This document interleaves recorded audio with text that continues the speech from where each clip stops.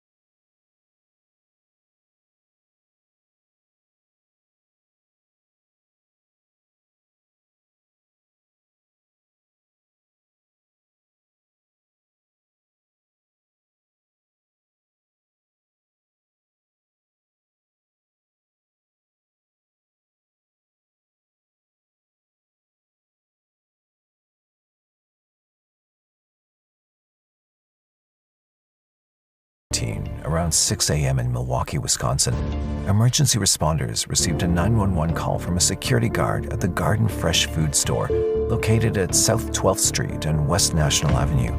Okay, and right now is she awake and breathing? No. Okay, stay on the line with me. I'm getting the medical help started for her. How is her breathing? Is it normal?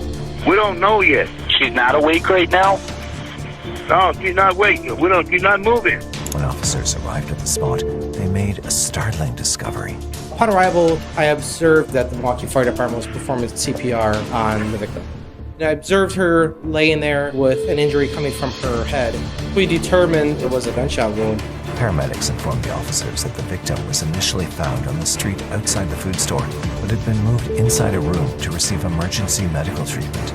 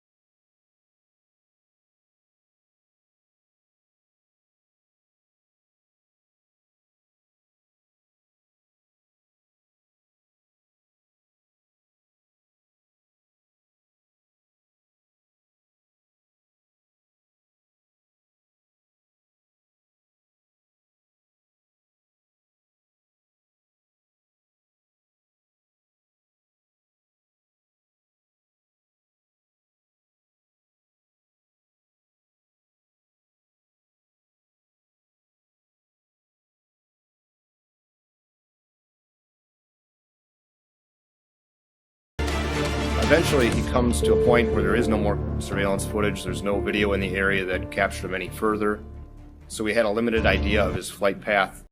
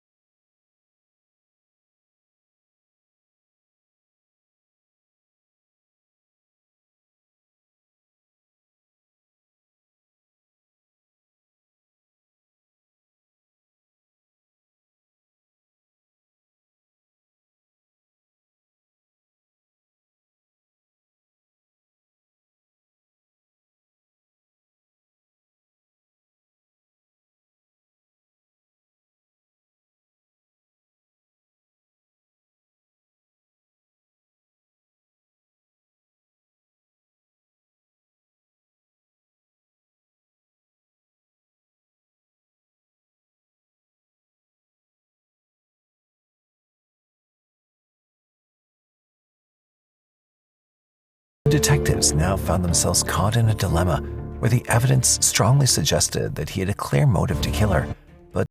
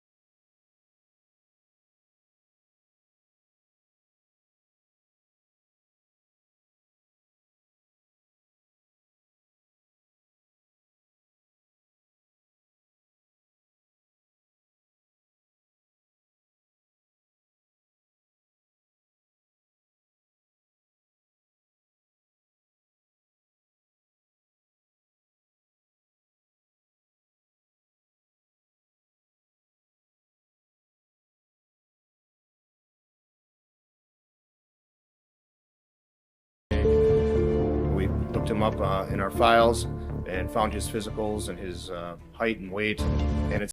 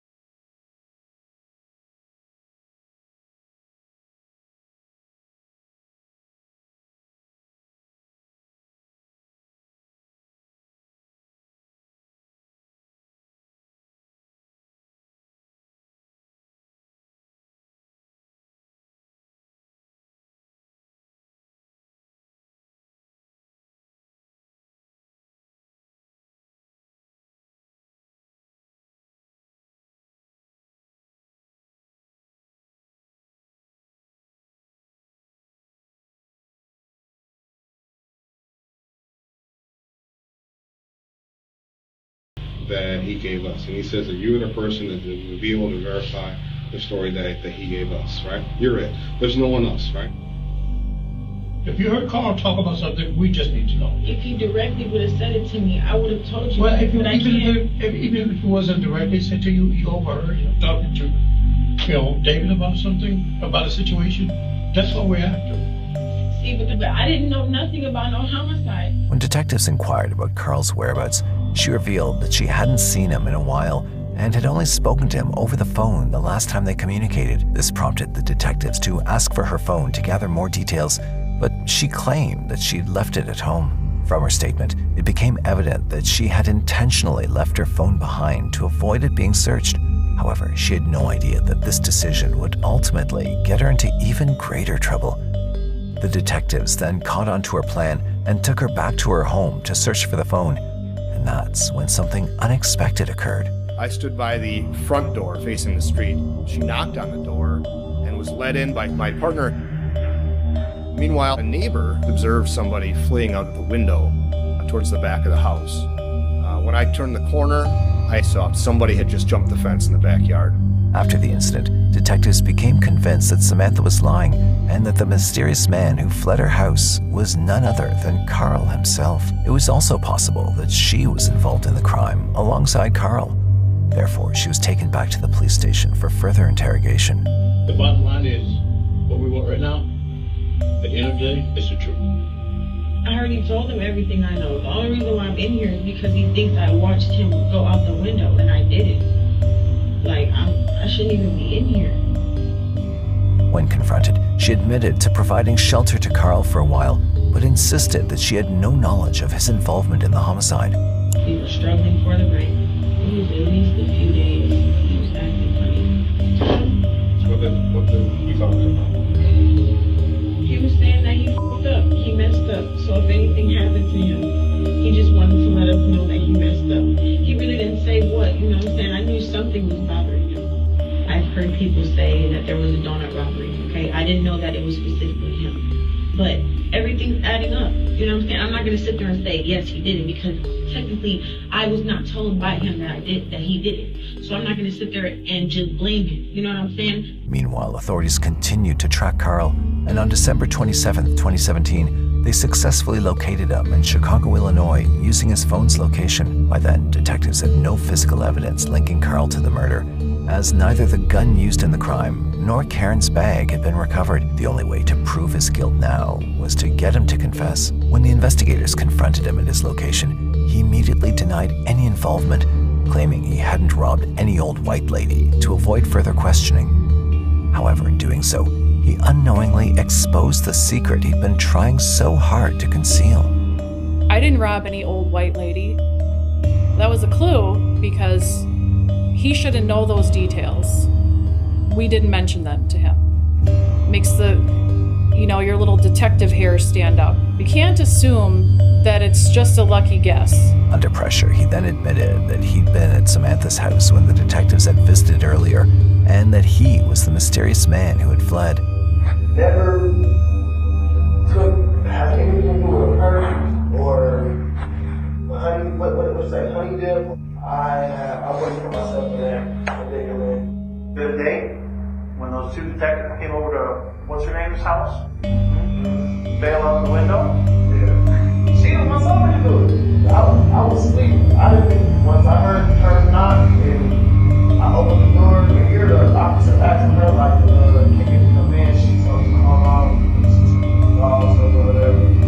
But she came in and told me like, hey, what I got to run for? She said, no, just run. I kind of figured I had a warrant once I missed the appointment. Are you supposed to see your PO during that time? Yeah. Before this, Carl had served time in jail for an unrelated charge and was currently on probation. When Carl jumped out the window, it's possible that he didn't even know that we were looking for him for the homicide. Carl had not reported to his probation agent in over a year, and he had been hiding from her.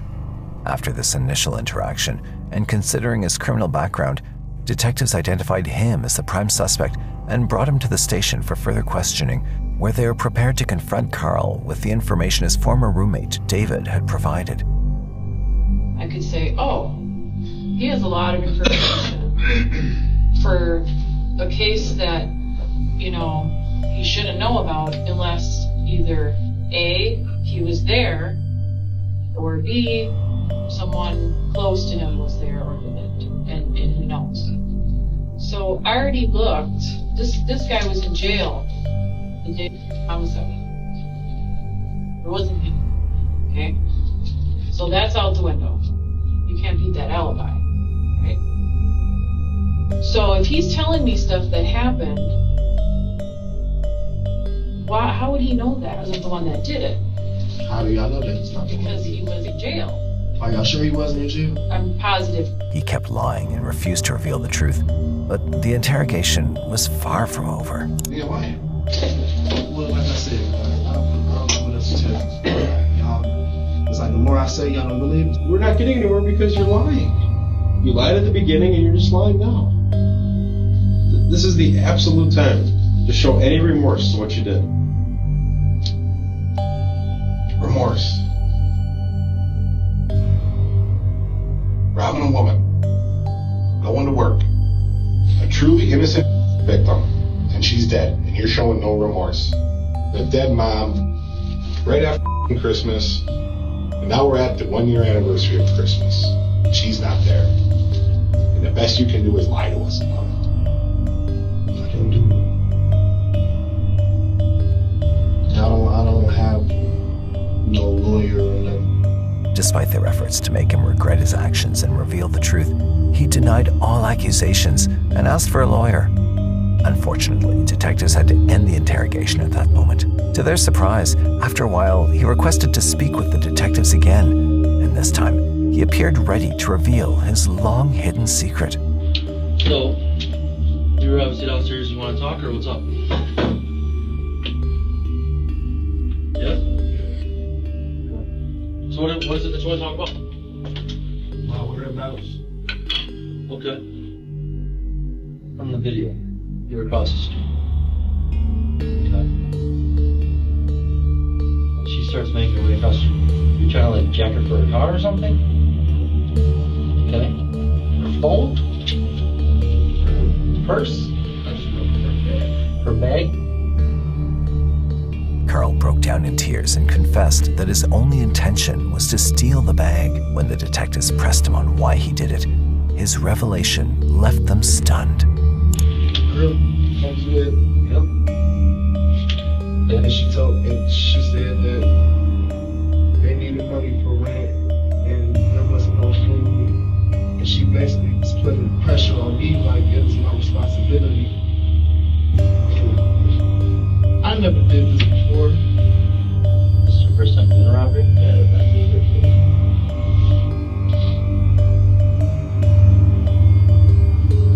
I didn't know it was dark. I was reaching for the bag.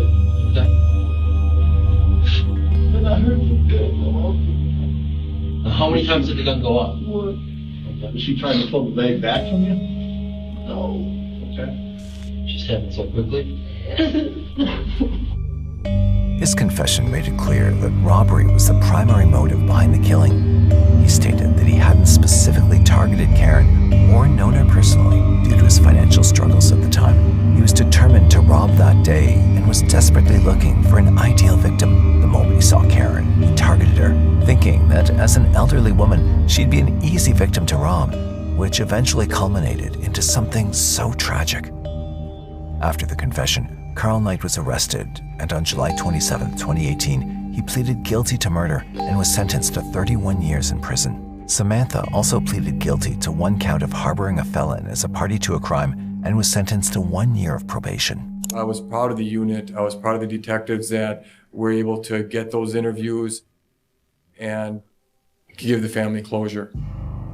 After a long wait, Karen's family and loved ones finally received justice. However, this was an unimaginable tragedy that no one could have foreseen, but her memory would forever live on in the hearts of her loved ones.